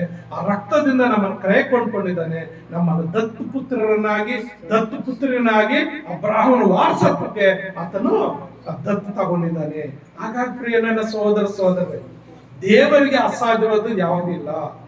ಆದ್ರೆ ಅದು ಹೊಂದಿಕೊಳ್ಳೋದಕ್ಕೆ ನಿನ್ನಲ್ಲಿ ನಂಬಿಕೆ ಕಡಿಮೆ ಆಗಿದೆ. ಆ ನಂಬಿಕೆಯನ್ನ ನೀನು ಹುಟ್ಟಿಸ್ಕೊಂಡ್ರೆ, ಈ ಹುಟ್ಟುಕೊಂಡ್ರೆ ಯಾವ ರೀತಿಯಲ್ಲಿ ನಂಬಿಕೆಯಿಂದ ತನ್ನ ಹೊದಿಕೆಯನ್ನ ತನಗಿರುವಂತ ಎಲ್ಲ ಬಿಟ್ಟು ಯೇಸು ಸ್ವಾಮಿ ಹತ್ರ ಹೋದ್ರು, ಅದೇ ರೀತಿಯಲ್ಲಿ ಯೇಸು ಸ್ವಾಮಿ ಹತ್ರ ನೀವು ಬಂದರೆ ಖಂಡಿತ ಆ ಕುರುಡನಿಗೆ ಕಣ್ಣು ಕೊಟ್ಟಂತ ದೇವರು ನಿನಗಿರುವಂತ ಎಲ್ಲ ಪ್ರಾಬ್ಲಮ್ಸ್ ಇಂದ ಬಿಡುಗಡೆ ಕೊಟ್ಟು ನಿಮ್ಮನ್ನ ಆಶೀರ್ವಾದ ಮಾಡಲಿಕ್ಕೆ ಆತ ಸಿದ್ಧರಾಗಿದ್ದಾನೆ. ಹಾಗಾಗಿ ನೀವೇನ್ ಮಾಡ್ಬೇಕು? ಎಲ್ಲ ಬಿಟ್ಟು ಬಂದ್ಬಿಡ್ಬೇಕು. ಕೆಲವರು ಜಾತಿ ಧರ್ಮ ಅಂತಾರೆ. ಆದಿಯಲ್ಲಿ ದೇವರು ಒಬ್ಬನ್ನೇ ಸೃಷ್ಟಿ ಮಾಡಿದ್ದು, ಆದಾಮನ. ಅವನಲ್ಲೇ ಒಂದು ಹೆಣ್ಣನ್ನು ಸೃಷ್ಟಿ ಮಾಡ್ತಾನೆ. ಅವರಿಬ್ಬರೇ ಮೂಲ ಪುರುಷರು. ಅವರಿಂದಲೇ ಎಲ್ಲ ಮಕ್ಕಳು ಬಂದಿರೋದು. ಆ ಬೈಬಲ್ ನಲ್ಲಿ ಇದೆ. ಆದಿಕಾಂಡದಲ್ಲ 5ನೇ ಅಧ್ಯಾಯ ಓದ್ಕೊಳ್ಳುವಾಗ ಯಾರ್ಯಾರು ಏನೇನ್ ಕೆಲಸ ಮಾಡ್ತಾರೋ ಆ ಜಾತಿಗಳಾಗಿ ಮಾರ್ಪಟ್ಟರು ಅಂತೇಳಿ ಅಲ್ಲಿದೆ. ವ್ಯವಸಾಯ ಮಾಡೋನು ಒಕ್ಕಲಿಗನು, ಮಡಿಕೆ ಮಾಡೋನು ಕುಂಬಾರನು, ಮರದ ಕೆಲಸ ಮಾಡೋ ಕಂಬಾರನು, ಈ ರೀತಿ ಒಂದೊಂದು ಜಾತಿ ಎಲ್ಲ ಅವ್ರವ್ರ ಕೆಲಸಗಳ ಕುರಿತು ಅಲ್ಲಿ ಜಾತಿಗಳಾಗಿ ವಿಂಗಡ ಆಗಿದೆ. ಆದ್ರೆ ನಾವೆಲ್ಲ ದೇವರ ಮಕ್ಕಳು, ನಾವೆಲ್ಲ ಯೇಸು ಕ್ರಿಸ್ತನ ಸೃಷ್ಟಿ. ಹಾಗಾಗಿ ಇಲ್ಲಿ ಏನೋ ಎಲ್ಲ ಬಿಟ್ಬಿಡಬೇಕು, ಎಲ್ಲ ಬಿಟ್ಟಾಕ್ಬೇಕು. ಆ ಪುರಾಣ ರೀತಿಯಲ್ಲಿ ಬಿಟ್ಟಾಕಿ ಯಾರು ದೇವರ ಹತ್ರ ಬರ್ತಾರೋ ಅವ್ರನ್ನ ಖಂಡಿತ ದೇವರು ಸ್ವಸ್ಥತೆ ಮಾಡ್ತಾನೆ, ಅದ್ಭುತ ಮಾಡ್ತಾನೆ. ಖಂಡಿತ ಪ್ರಿಯ ನನ್ನ ಸಹೋದರ ಸಹೋದರಿ, ಆ ನಂಬಿಕೆ ನಿಮ್ಗೆ ಬೇಕಾದ್ರೆ ನೀವೇನ್ ಮಾಡ್ಬೇಕು? ದೇವ್ರ ಹತ್ರ ಕೇಳ್ಕೊಬೇಕು. ನಾವು ಒಂದು ಕಡೆ ನೋಡ್ತೀವಿ, ಅಲ್ಲಿ ಮತ್ತಾಯ ಸುವಾರ್ತೆ ಅಂತ ಕೊಡ್ತೀನಿ. ಒಬ್ಬ ಆತನು ಯೇಸು ಸ್ವಾಮಿ ಹತ್ರ ಬರ್ತಾನೆ. ಸ್ವಾಮಿ, ನಾನು ನಂಬ್ತೇನಪ್ಪ, ನನ್ಗೆ ಒಂದ್ ವೇಳೆ ನಂಬಿಕೆ ಕಡಿಮೆ ಆಗಿದ್ರೆ ನನ್ನ ನಂಬಿಕೆಯನ್ನ ಹುಟ್ಟಿಸು ಅಂತ. ನಾನು ನಂಬ್ತೀನಿ. ನನ್ನ ನಂಬಿಕೆ ಕಮ್ಮಿ ಆಗಿದ್ರೆ ಆ ನಂಬಿಕೆ ನನ್ನ ಹುಟ್ಟಿಸು ಅಂತ. ಅವಾಗ ಆ ಯೇಸು ಸ್ವಾಮಿ ಏನ್ ಮಾಡ್ತಾನೆ ಅಂದ್ರೆ ಖಂಡಿತ ಆ ನಂಬಿಕೆನ ಅಲ್ಲಿ ಕೊಡ್ತಾನೆ. ಹಾಗಾಗಿ ಪ್ರಿಯರೇ, ಒಂದು ವೇಳೆ ನಂಬಿಕೆ ಕಮ್ಮಿ ಇದೆಯಾ, ದೇವ್ರ ಹತ್ರ ಕೇಳ್ರಿ. ಸ್ವಾಮಿ, ನಾನು ಇನ್ನೂ ಅಷ್ಟು ಪರಿಪೂರ್ಣವಾದ ನಂಬಿಕೆ ನಾನಿಲ್ಲಪ್ಪ, ಅಷ್ಟು ನಿನ್ನ ಕುರಿತು ನಾನು ತಿಳ್ಕೊಂಡಿಲ್ಲಪ್ಪ, ಆ ತಿಳ್ಕೊಳ್ಳುವಂತ ಜ್ಞಾನ ಕೊಡಪ್ಪ, ಆ ನಂಬಿಕೆ ನಾನು ಕೊಡಪ್ಪ, ನನ್ನಲ್ಲಿರೋ ಎಲ್ಲ ಬಲಹೀನ ತೆಗೆದಾಕಿ ಸ್ವಾಮಿ, ನಾನು ಇನ್ನೊಂದಿಗೆ ಜೀವಿಸುವಂತ ಕೃಪೆಯನ್ನು ನನಗೆ ಅನುಗ್ರಹಿಸು ಅಂತೇಳಿ ಪ್ರಾರ್ಥನೆ ಮಾಡು. ಖಂಡಿತ ದೇವರು ನಿನ್ನನ್ನ ಆಶೀರ್ವಾದ ಮಾಡ್ತಾನೆ. ಪ್ರಿಯ ನನ್ನ ಸಹೋದರ ಸಹೋದರಿ, ಈ ವಾಕ್ಯವನ್ನು ನೋಡುವಂತ ಕೇಳುವಂತ ನನ್ನ ಸಹೋದರಿ, ನನ್ನ ತಂದೆ ತಾಯಿಗಳೇ, ದೇವರು ಆರಿಸಿಕೊಂಡಂತ ಜನಾಂಗವೇ, ಆ ಬಾರ್ತಿಮಾಯನು ಯಾವ ರೀತಿ ಅಪ್ಪ ದೇವರು ಕರೆದ ತಕ್ಷಣ ತಾನು ಎಲ್ಲ ಬಿಟ್ಟು ಬಂದನು. ಅದೇ ರೀತಿಯಲ್ಲಿ ಈ ಲೋಕದ ಶಾರೀರದ ಆಸೆ, ಕಣ್ಣಿನ ಆಸೆ, ಬದುಕಿನ ಬಾಳಿನ ನೆಂಬ ಎಲ್ಲ ಬಿಟ್ಟು ಸ್ವಾಮಿ ನಿನ್ನ ಬಳಿಗೆ ಬರುವಂತ ಮಕ್ಕಳ ನೀನು ಆಶೀರ್ವಿಸಪ್ಪ. ಏಸಯ್ಯ ನೀನು ಆಶೀರ್ವಿಸಪ್ಪ. ಆ ಬಾಕಿ ಮಾಯನಲ್ಲಿ ಇದ್ದಂತ ನಂಬಿಕೆ ಈ ಮಕ್ಕಳೆಲ್ಲರಿಗೂ ನೀನು ಹುಟ್ಟಿಸಪ್ಪ. ಆ ನಂಬಿಕೆ ಕಡಿಮೆ ಆಗಿದ್ರೆ ನೀನು ಪೂರೈಸಪ್ಪ. ಆ ಸ್ಥಿರವಾದ ನಂಬಿಕೆ ಅವರಲ್ಲಿ ಹುಟ್ಟಿಸಕ್ಕಾಗ್ತದೆ. ನನ್ನ ಏಸಯ್ಯ, ನನ್ನ ದೇವರೇ, ನನ್ನ ರಕ್ಷಕನೇ, ಅಪ್ಪ ಈ ಮಕ್ಕಳ ಪ್ರಾರ್ಥನೆ ಕೇಳಿಸು. ಅಪ್ಪ ಯಾರ್ಯಾರಿಗೆ ಏನೇನು ಸಮಸ್ಯೆ ಇದೆಯೋ ಯೇಸುವಿನ ನಾಮದಲ್ಲಿ ಎಲ್ಲಿಗೂ ಪರಿಪೂರ್ಣವಾದ ಸ್ವಸ್ಥತೆ, ಬಿಡುಗಡೆ ಅಪ್ಪ. ಇಲ್ಲ ಅಂಧಕಾರ ದುಷ್ಟ ದುರಾತ್ಮಗಳನ್ನು ಬಿಡಿಸಿ ಅಪ್ಪ. ದೇವರ ಮಾರ್ಗದಲ್ಲಿ ಅಪ್ಪ ಆ ಬಾರ್ತಿಮಾಯನ ಯಾವ ರೀತಿ ನಂಬಿಕೆಯಲ್ಲಿ ಬಂದನೋ ಅದೇ ರೀತಿಯಲ್ಲಿ ಎಲ್ಲರಲ್ಲಿ ಒಂದು ಪರಿಪೂರ್ಣವಾದ ನಂಬಿಕೆಯನ್ನು ಹುಟ್ಟಿಸಿ ಸ್ವಾಮಿ.